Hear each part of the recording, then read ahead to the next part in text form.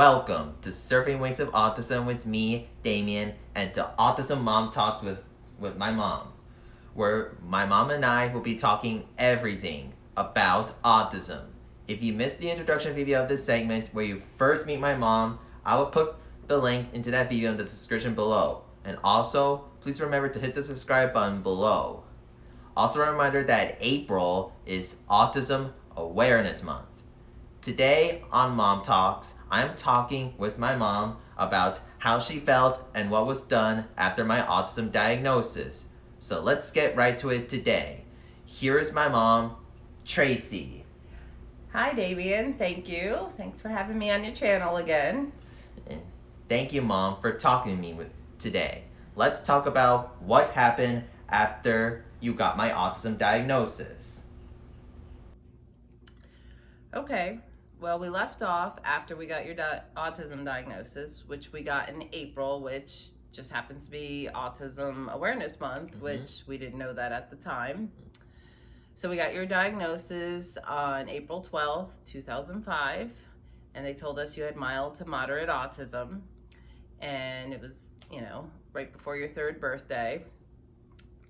Like I said in the last video, all your father and I knew about autism was the movie Rain Man. And so we asked them, what do we need to do? And they said, well, you need to start intense ABA therapy. And we were like, okay, what's that? Possibly 40 hours a week of it. And we were like, okay, well, still, what is that? So they explained to us that it's ABA stands for Applied Behavior Analysis. This was one of the first initials that we had to learn. First ones we learned was ASD, which is Autism Spectrum Disorder. So now we learned ABA is Applied Behavior Analysis. So a simple definition of ABA is, or Applied Behavior Analysis, is that it's tries to get you to do a specific behavior using prompts and rewards. And we were like, okay, well, where do we get this? What does it cost? So they told us it was $100 an hour, and they wanted you to do 40 hours a week of it. So we were like, we don't think we could afford that. So they also told us about OT therapy, which is occupational therapy, physical therapy, which is PT, and obviously speech therapy, which we were already getting for you. So when we got home after the appointment and the initial shock and being overwhelmed with emotions, I started researching everything and looking on the internet, looking for books, looking to see where, we could get these kind of therapies and what to do. And we found the Dan Marino Center, which was in Weston, so it wasn't that far from us. We looked into, they had a school program that started at 3 years old. So you were turning 3 in May, but when we contacted the school, they said we had to wait until the new school year in August. But we had to do all these evaluations. We took you to a neurologist. We took you to get your hearing checked. We had to do evaluations at the Dan Marino Center for the speech therapy and the occupational therapy. And then we found a place to do ABA. It was called Reaching Potentials, and they had to do an evaluation. So this went on throughout May, June, and then finally in July we were able to start getting the therapies scheduled. The first therapy session we actually took you to after all these evaluations was at the Dan Marino Center. And it was the therapist, he didn't seem to be in tune with you, and you were crying and you were clinging to me, and he couldn't get you to do anything. So honestly, I was not very impressed. I drove 30 minutes there for a 30-minute session, and I didn't feel like anything was happening. And I think I did that 2 or 3 times. And then I had found this place in Margate where they did speech therapy, occupational therapy and physical therapy all in one place. So I did evaluations with them, and I got you into their schedule, and I took you to your first speech session there. And the woman, Susan, who was amazing, took you back, and I went back with you, and you were crying and upset and, didn't want to do it. And then she told me I had to leave the room. And I was like, what? And I said, okay. And I left the room, and I could hear you crying through the door. And it was very distressing for me and upsetting and stressful. But by the time I went back to get you, you weren't crying anymore, and you were sitting playing with a Mr. Potato Head. And I have to say that she was very instrumental in getting you to start talking. And she was one of the best speech therapists we had. And for the ABA therapy, we got you into, I said, reaching potentials, and they at first didn't have room for you in their schedule at their offices, so they sent someone to the house, but that wasn't working very well at first. So eventually we got you into their schedule, and you started doing ABA with them about 6 hours a week in the beginning. And I know there's some people in the autism community and some parents that don't feel that ABA therapy is a good therapy, or that there's things wrong with it, but for us, it worked, and it helped him. So I know everyone has their opinions on it, and that's fine, At that time, all I knew was to try everything I could and see what worked. We even tried the gluten-free, casein-free diet, and which was another initial, GFCF diet, which didn't seem to really make a difference with him. So we didn't stick with that diet because you were a picky eater as it was, and it was even harder trying to do it gluten-free. And back then they didn't have gluten-free food like they have it now, like everywhere. So then at the other place where we were doing the speech, Advanced Pediatrics, it was called. It doesn't exist anymore right now, but we also started doing occupational therapy. And occupational therapy is where they teach you to do like fine motor skills, like how to grasp with 2 fingers, how to hold a fork properly, how to write and hold the pencil. And that's where we learned that you were left-handed. Yes. So they determined that. They worked on all kinds of things like that with you.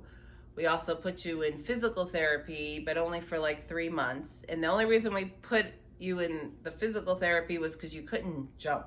You wouldn't take your 2 feet off the ground at the same time. So we put you in that for 3 months, and you learned to jump, and then they said you didn't need that anymore, at least.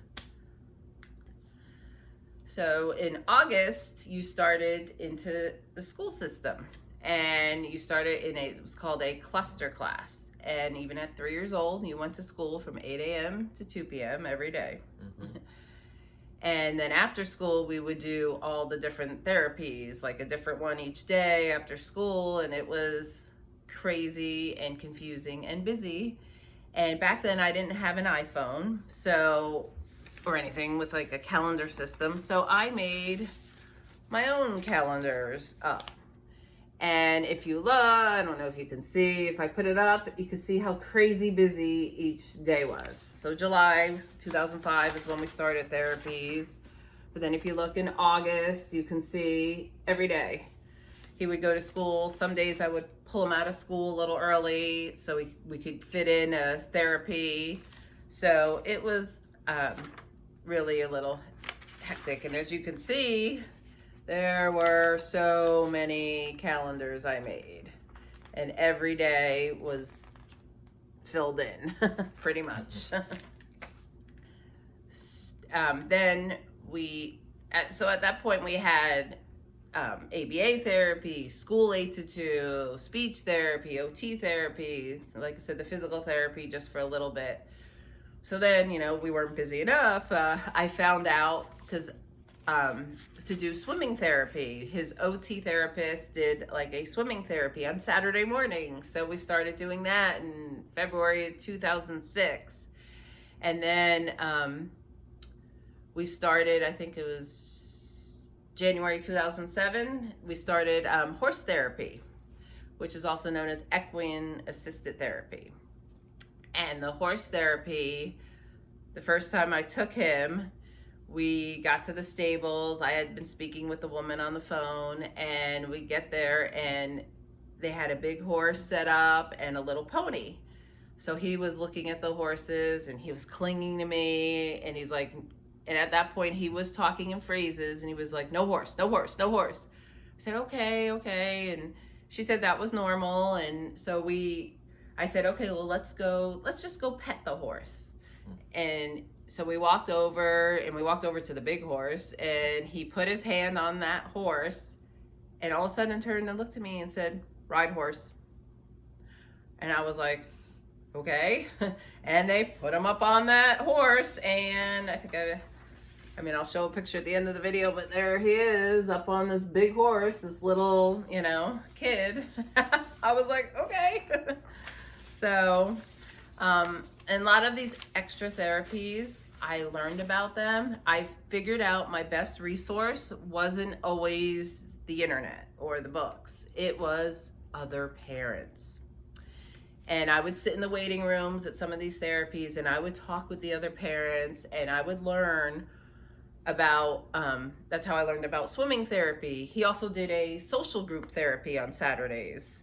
If you look at some of these calendars, even our Saturday, we were filled, Monday through Friday, and even on Saturdays. And we would do swimming therapy, horse therapy, social group therapy, and we learned about all those from other parents.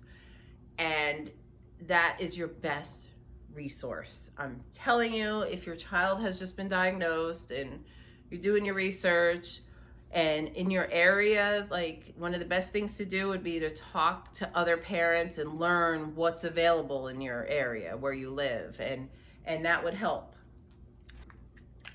We also, so everyone knows, we also worked on things at home with him.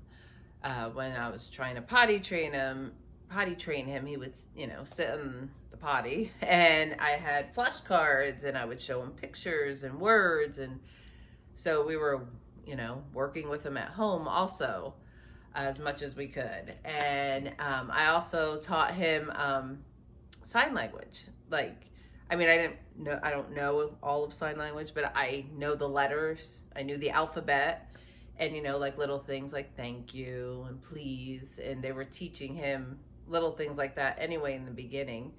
So I even had him to the point where he could do the alphabet and he could spell his name in sign language.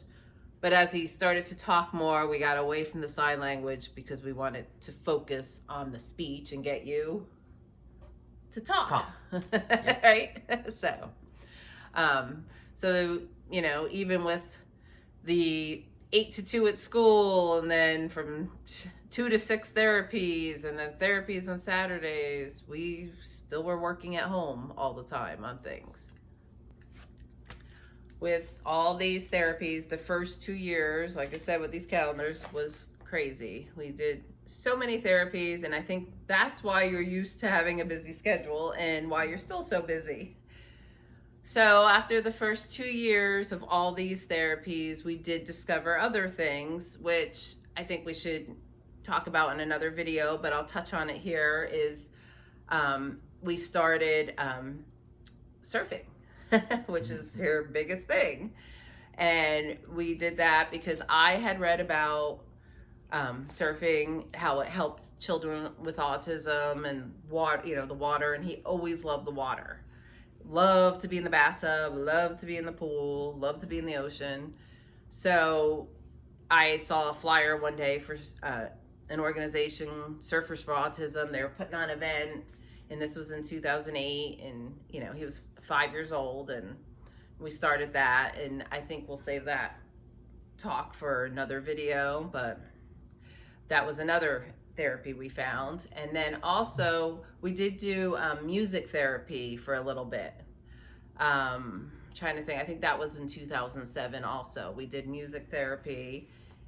We didn't do it for long because it wasn't covered by insurance. That's the other thing. These therapies are expensive. We did get him on Medicaid, and they paid for the speech and the OT therapy and the physical therapy we had for a little bit. Otherwise, that was $100 an hour. And the ABA therapy place was like a nonprofit, and they only charged $40 an hour, so instead of $100. So, but insurance wouldn't cover ABA. It didn't cover. We paid extra for the swimming therapy, for the horse therapy, and for the social group therapy, and for the music therapy. So, his father and I, when we split up in 2007, I just couldn't afford all these therapies at the time, so we had to slowly cut some out. But then we discovered, like I said, the surfing, and then also we discovered, was it in 2009 you started karate? Yeah. 2009 I put him in a karate class, and that's not technically like therapy for autism, but it helps. The karate taught him a lot about focus and discipline, and it really helped. And we could do another whole talk on the karate also. But for today, I think, I just wanted to touch on, like, we were overwhelmed. And like I said, we dove in, and after the diagnosis, it did take almost 3 months before we could start any of these therapies. And then we just tried, and if something didn't work, we changed it, or if a therapist didn't work out or wasn't connecting with him, we would change that. And you just have to do what you feel is best for your child, and don't be afraid to try things and see what works, right? Yep. We found out what worked for you, and like I said before, we were lucky that he did progress and did make advances and everything. And not all children with autism do that. When you meet one child with autism, you meet one child with autism, because they are all different, and they and their journey is going to be different. But there are therapies, there's now, with Facebook, there's parent groups that you can join. There's lots of more opportunities than when he first got diagnosed also. Autism was just becoming more talked about when he got diagnosed, and then more celebrities, kids were getting diagnosed with it. So that also seemed to make it more mainstream, I guess to say. I don't know how else to say it. So now, nowadays there's so much more out there. There's so many resources. So if your child has been recently diagnosed, please know there are resources out there. We will put some in the description, right? Yep. Some things, let you know. If you have questions, please, leave us comments. I'll be happy to help answer the comments with him. And I think, that's a lot of information in one talk session, right? Yep. So we're wearing our blue still for Autism Awareness Month. So if you haven't already, try to find out, make yourself more aware of autism, try to teach your kids to be more accepting of other kids with autism. Sometimes they don't realize. And thanks for listening. Thank you, Mom, for being with me on Autism Mom Talks. And thank you all for watching. And remember, please click the subscribe button below onto my channel, give a thumbs up if you like the video, and click the bell to get notifications for new videos. And leave me a comment if you have any questions about therapies for autism. So we'll see you next time on Autism Mom Talks, where we talk about how I started surfing with my autism. So thank you, Mom, again. You're welcome, Damian. Thanks, everyone.